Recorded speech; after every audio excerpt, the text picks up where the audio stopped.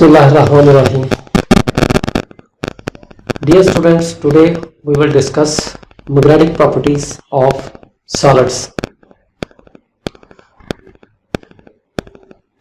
अजीज तलबा, सॉलिड की magnetic property को डिस्कस करते हैं आज. Second last topic, chapter number 17 physics of solids का सेकंड लास्ट टॉपिक है ये. तो आइए स्टूडेंट्स इसको डिस्कस करते हैं. स्टूडेंट्स, ये हमने ऑब्जर्व किया है, अक्सर देखा गया है, मुशाहदा किया है, तजर्बा से ये साबित हुआ है कि एक करंट कैरिंग सोलेनोइड, ऐसी सोलेनोइड जिसमें से चेंज होती हुई करंट गुजरती है, ये बिल्कुल ऐसे ही बिहेव करती है जैसे एक लॉन्ग बार मैग्नेट बिहेव करता है.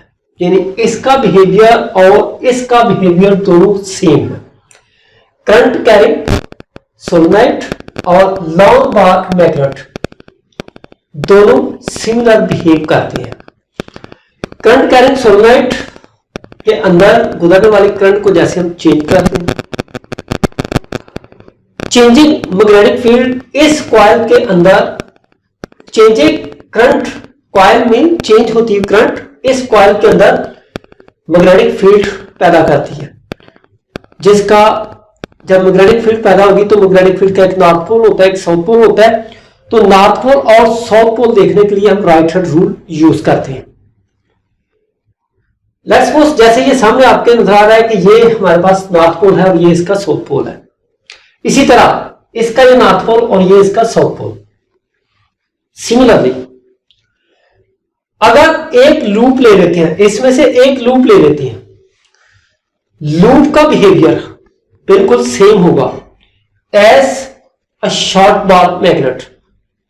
यानी इसका भी एक साइड जो नॉर्थ बनता है, एक साउथ बनता है. इसका भी एक नॉर्थ होता है और एक साउथ होता है. इसकी मैग्नेटिक फील्ड वीक होती है, इसकी मैग्नेटिक फील्ड भी वीक होगी. तो दोनों हमारे पास सिमिलर बिहेवियर करते हैं. अब दोनों की मैग्नेटिक फील्ड के अंदर ये सिमिलरिटीज शो करती है. इसकी मैग्नेटिक फील्ड और इस मैग्नेट की मैग्नेटिक फील्ड शो करती है कि दोनों का magnetic effect due to circulation of current है. यानी करंट के गुजरने की वजह से मैग्नेटिक इफेक्ट हो रहा है. अब ये बात की थी अपने दौर के अंदर एम्पियर ने ये आइडिया दिया था. लेकिन जब ये आइडिया दिया गया था तो उस वक्त के दूसरे साइंसदानों ने या उस दौर के दूसरे साइंसदानों ने यह आइडिया मानने से इनकार कर दिया था. इसको किसने अहमियत नहीं दी थी. उसकी रीजन ये थी कि हमें एटम की इंटरनल स्ट्रक्चर का नहीं पता था. एटम की इंटरनल स्ट्रक्चर मीन एटम के न्यूक्लियस के गिर्द कितने इलेक्ट्रॉन रिवॉल्व करते हैं, क्या रिवॉल्व करता है, न्यूक्लियस के अंदर क्या क्या चीजें मौजूद होती है, इस बात का किसी को नहीं पता था. लेकिन इसके बाद जैसे एटम की इंटरनल डिस्कवरी हुई, इंटरनल स्ट्रक्चर की डिस्कवरी हुई, तो साइंसदानों ने यह बात मानना शुरू कर दी, इसको तस्लीम करना शुरू कर दिया कि जो एम्पियर ने बात की थी वो बिल्कुल एग्जैक्ट है, वो बिल्कुल सही. एक एटम या सॉलिड की या मैग्नेटिक मटेरियल्स की या मैग्नेट की मैग्नेटिज्म का सोर्स क्या है, सोर्स ऑफ मैग्नेटिज्म क्या है. तो बेटा हमने देखा है कि तमाम सॉलिड, तमाम सब्सटेंसेस के एटम की मैग्नेटिज्म का जो सोर्स है वो इलेक्ट्रॉनों की मोशन है, जो कि ऑर्बिट्स के अंदर मूव करते हैं. इलेक्ट्रॉनों की मोशन एक्चुअली मैग्नेटिज्म का सोर्स है. अब बेटा ये भी हमने देखा है कि एक एटम के अंदर जितने भी इलेक्ट्रॉन हैं वो अपने न्यूक्लियस के गिर्द ऑर्बिट के अंदर मूव करते हैं. इनकी ऑर्बिट के अंदर मोशन को नाम दे देते हैं ऑर्बिटल मोशन. और दूसरी जो इनकी मोशन होती है वो इनकी अपने न्यूक्लियस के गिर्द, अपने एक्सिस के गिर्द भी ऐसे मोशन होती है. इस तरह वो ऐसे मूव भी करते हैं और आगे भी चलती है. इस तरह इनकी मूव करने को नाम दे देते हैं स्पिनिंग मोशन. और ये तमाम सबस्टेंसेस के एटम की ये प्रॉपर्टी, जिनके अंदर मैग्नेटिज्म पैदा होती है, उनके तमाम एटम्स की ये प्रॉपर्टी है। हर किस्म के जो सब्सटेंसेस हैं उनकी प्रॉपर्टी यही है कि उनके न्यूक्लियस के गिर्द, एटम्स के न्यूक्लियस के गिर्द इलेक्ट्रॉन की मोशन ऑर्बिटल भी होती है और स्पिनिंग मोशन भी होती है। ऑर्बिटल मोशन और स्पिनिंग मोशन मैग्नेटिज्म पैदा करते हैं। न्यूक्लियस बजाते खुद स्पिन करता है और इसकी वजह से, इसकी स्पिनिंग मोशन की वजह से भी मैग्नेटिज्म पैदा होती है। लेकिन न्यूक्लियस की जो स्पिनिंग होती है, इसकी स्पीड इलेक्ट्रॉन के स्पिन की स्पीड के मुकाबले में बहुत कम होती है। लिहाजा इसकी वजह से जो मैग्नेटिज्म पैदा होती है वो नेग्लिजिबल स्मॉल होती है। तो हम मैग्नेटिज्म सिर्फ और सिर्फ इलेक्ट्रॉन की मोशन को ही तस्वर करते हैं। अब अगर एक मैग्नेट का हमारे पास नॉर्थ पोल है तो उसका साउथ पोल भी होगा। यह पॉसिबल नहीं है कि एक नॉर्थ पोल मौजूद हो मैग्नेट का और उसका साउथ पोल ना हो। इसकी एग्जांपल यह है कि ये मेरा हाथ है, हाथ की जो फ्रंट साइड है तो बैक साइड लाजमी तौर पर होगी। यह मुमकिन नहीं है कि उसकी हाथ की फ्रंट साइड हो और बैक साइड ना हो। इसी तरह मैग्नेट का एक नॉर्थ पोल साउथ पोल के बगैर नहीं हो सकता, दोनों की पॉसिबिलिटी नहीं है। नॉर्थ पोल अगर है तो लाजमी तौर पर उसका साउथ पोल भी होता है। अब इसके बाद बेटा हम मैग्नेटिक सबस्टेंसेस की टाइप्स देखते हैं। इसकी तीन किस्म की टाइप्स है, तीन किस्म के होते हैं मैग्नेटिक सबस्टेंसेस। पहला हमारे पास पैरामैग्नेटिक सबस्टेंसेस, दूसरा डायामैग्नेटिक सबस्टेंसेस और तीसरा जो है वो हमारे पास आ जाता है फेरोमैग्नेटिक सबस्टेंसेस। अब पैरामैग्नेटिक मटेरियल किसको कहते हैं? ऐसा मटेरियल जिसके अंदर तमाम एटम्स की, इलेक्ट्रॉन्स की ऑर्बिटल मोशन और स्पिन मोशन एक दूसरे को सपोर्ट तो करते हैं, कोऑपरेट करते हैं एक दूसरे के साथ, लेकिन स्ट्रांगली सपोर्ट नहीं करते। नतीजा यह होता है कि पैरामैग्नेटिक सबस्टेंसेस एक वीक मैग्नेट पैदा करती है। अंतहाई वीक मैग्नेट होता है इसके अंदर। मैग्नेटिज्म प्रॉपर्टी जो होती है इसकी अंतहाई वीक होती है। पैरामैग्नेटिक सबस्टेंसेस की मैग्नेटिज्म प्रॉपर्टीज अंतहाई कमजोर होती हैं। रीजन ये है उसकी कि ये जो ऑर्बिटल मोशन है इलेक्ट्रॉनों की और स्पिन मोशन एक दूसरे को वीकली सपोर्ट करते हैं, स्ट्रॉन्ग सपोर्ट नहीं करते। इसकी एग्जांपल एल्यूमिनियम, और भी बहुत से एग्जांपल है लेकिन एक एग्जांपल इसकी क्या है, एल्यूमिनियम। इसी तरह हमारे पास दूसरी इसकी सबस्टेंसेस आ जाती है, उसको कहते हैं डायामैग्नेटिक मटेरियल। ऐसे मटेरियल को डायामैग्नेटिक मटेरियल कहते हैं जिसमें इलेक्ट्रॉन की ऑर्बिटल मोशन और स्पिन मोशन एक दूसरे के इफेक्ट को कैंसिल कर देती हैं। तो यह मटेरियल मैग्नेटिज्म प्रॉपर्टी नहीं रखता। इस किस्म के मटेरियल को नाम दे देते हैं आप डायामैग्नेटिक सबस्टेंसेस। और इसकी एग्जांपल्स रबर, प्लास्टिक, बिस्मथ वगैरह वगैरह। इसी तरह हमारे पास एक तीसरा भी मटेरियल है, उसको नाम दे देते हैं फेरोमैग्नेटिक सबस्टेंसेस। ऐसा मटेरियल जिसमें ऑर्बिटल मोशन इलेक्ट्रॉनों की और स्पिन मोशन, हर एटम के इलेक्ट्रॉनों की ऑर्बिटल मोशन और स्पिन मोशन एक दूसरे को स्ट्रांगली सपोर्ट करते हैं। इस किस्म का जो हमारे पास मटेरियल होता है जिसके हर एटम के इलेक्ट्रॉन एक दूसरे को स्पिन और ऑर्बिटल मोशन के दौरान अंतहाई स्ट्रांगली सपोर्ट करते हैं, ऐसे मटेरियल को नाम दे देते हैं फेरोमैग्नेटिक मटेरियल।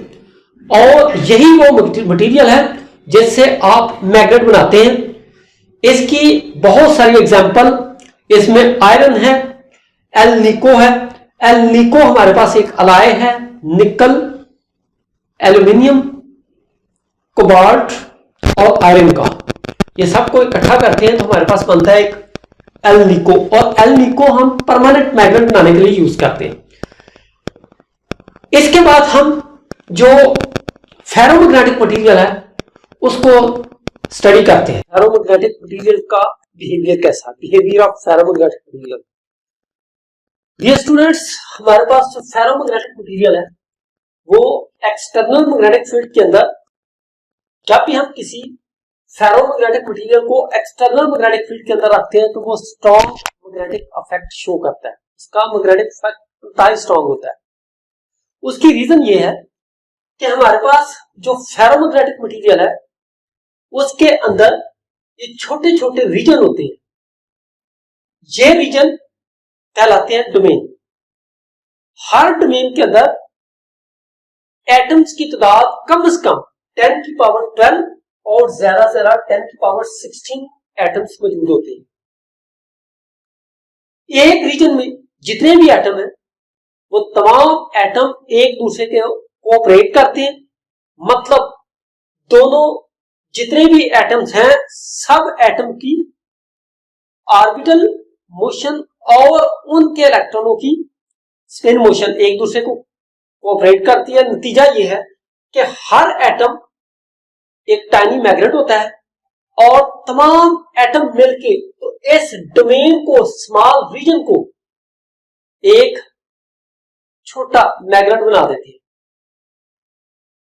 तमाम के तमाम जो डोमेन है वो तमाम के तमाम डोमेन्स एक टाइनी मैग्नेट बनाते हैं जिनका अपना एक नॉर्थ पोल और अपना एक साउथ पोल होता है।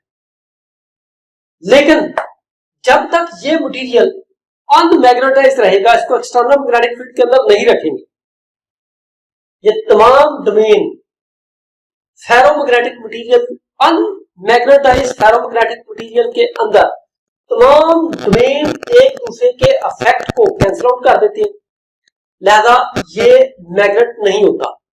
लेकिन जैसे ही हम इस मटेरियल को एक्सटर्नल मैग्नेटिक फील्ड के अंदर रख देते हैं, किसी करंट कैरिंग सोलेनोइड की फील्ड के अंदर रखते हैं, तो ये तमाम के तमाम डोमेन्स एक्सटर्नल मैग्नेटिक फील्ड के ज़रिए असर लाइन अप हो जाती हैं, ये एक लाइन के अंदर हो जाती हैं।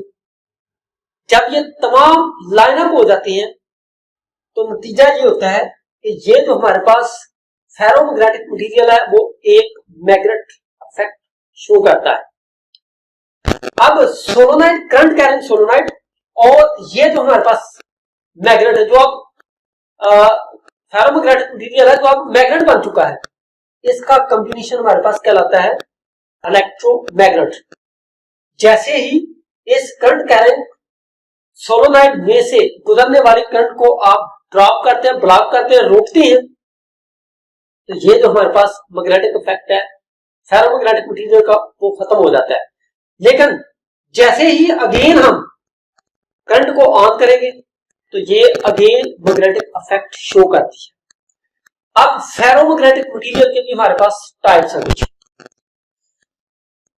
डियर स्टूडेंट्स, एक फेरोमैग्नेटिक मटेरियल कहलाता है सॉफ्ट फेरोमैग्नेटिक मटेरियल। कौन सा मटेरियल, किसको कहते हैं सॉफ्ट फेरोमैग्नेटिक मटेरियल?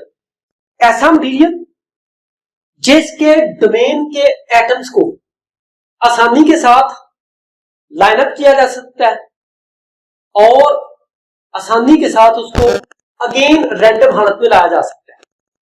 ये कहलाता है हमारे पास सॉफ्ट फेरोमैग्नेटिक मटेरियल। पहली टाइप इसकी क्या है? Soft ferromagnetic material. ऐसा मटेरियल जिसके डोमेन्स के एटम को आसानी के साथ लाइन अप किया जा सकता है और आसानी के साथ उनको रैंडम हालत में किया जा सकता है, उसको नाम दे देते हैं आप सॉफ्ट फेरोमैग्नेटिक मटेरियल। और इसकी जो बेहतरीन एग्जांपल है वो आयरन है। बेटा इसकी जो दूसरी एग्जांपल है हमारे पास वो है हार्ड फेरोमैग्नेटिक मटेरियल। दो किस्म के होते हैं ये जो हमारे पास फेरोमैग्नेटिक मटेरियल है, सॉफ्ट फेरोमैग्नेटिक मटेरियल और हार्ड फेरोमैग्नेटिक मटेरियल। अब हार्ड फेरोमैग्नेटिक मटेरियल ऐसे मटेरियल को कहते हैं बेटा जिसके डोमेन्स के एटम को या डोमेन्स को आप ना इजीली लाइन अप कर सकते हैं और अगर वो एक दफा लाइन अप हो जाए तो फिर उनको रैंडम हालत में करना बहुत मुश्किल होता है। ऐसा मटेरियल हमारे पास कहलाता है हार्ड फेरोमैग्नेटिक मटेरियल। और इसकी बेहतरीन एग्जांपल स्टील और एल्यूमिनियम, दोनों यानी स्टील और एल्निको जो कि हार्ड फेरोमैग्नेटिक मटेरियल के एग्जांपल्स हैं, इन मटेरियल को यूज किया जाता है परमानेंट मैग्नेट बनाने के लिए। इसके बाद आगे एक लास्ट में क्वेश्चन आता है, शॉर्ट क्वेश्चन भी आ जाता है बेटा ये अक्सर, what is affect of temperature on magnetism. एक मैग्नेट की मैग्नेटिज्म पर टेम्परेचर का क्या इफेक्ट होता है। तो डियर स्टूडेंट, जैसे जैसे हम मैग्नेट का टेम्परेचर बढ़ाते हैं, मैग्नेटिज्म प्रॉपर्टी गायब होना शुरू हो जाती है, खत्म होना शुरू हो जाती है। रीजन ये है कि ये जो हमारे पास डोमेन पहले अलाइन हो चुकी होती है, इनकी थर्मल वाइब्रेशन, मतलब जैसे जैसे ये हीट को ऑब्जर्व करते हैं, थर्मल वाइब्रेशन बढ़ती जाएगी, ऐसे बढ़ती जाएगी। एक स्टेज ऐसी आएगी कि ये रैंडम हालत में आना शुरू हो जाती है। तो जिस टेम्परेचर पर ये रैंडम हालत में आना शुरू हो जाते हैं, उस टेम्परेचर को नाम दे देते हैं क्यूरी टेम्परेचर। वो टेम्परेचर जिस पर किसी भी सबस्टेंसेस की, किसी भी मैग्नेटिक मटेरियल की तमाम के तमाम डोमेन रैंडम हालत में आ जाते हैं, मैग्नेटिज्म खत्म हो जाती है, उसको हम नाम दे देते हैं क्यूरी टेम्परेचर। आयरन का क्यूरी टेम्परेचर 750 सेल्सियस है। जितने भी मटेरियल है जिनसे हम मैग्नेट बनाते हैं, हर एक का जो क्यूरी टेम्परेचर है वो डिफरेंट होता है। अगर आयरन का 750 सेल्सियस है तो एल्यूमिनियम का कुछ और होगा, एल्निको का कुछ और होगा, कोबाल्ट का कुछ और होगा, स्टील का कुछ और होगा। तमाम के तमाम सबस्टेंसेस के जो क्यूरी टेम्परेचर है वो अलग अलग होता है। तो बेटा बहुत इंपॉर्टेंट लॉन्ग क्वेश्चन था, मैंने हत्तर वसा कोशिश की है इसको बेहतर अंदाज में एक्सप्लेन करने की। मुझे उम्मीद है काफी हद तक आपको क्लियर हो जाएगा। आप सबका बहुत बहुत शुक्रिया। Thank you. Allah Hafiz.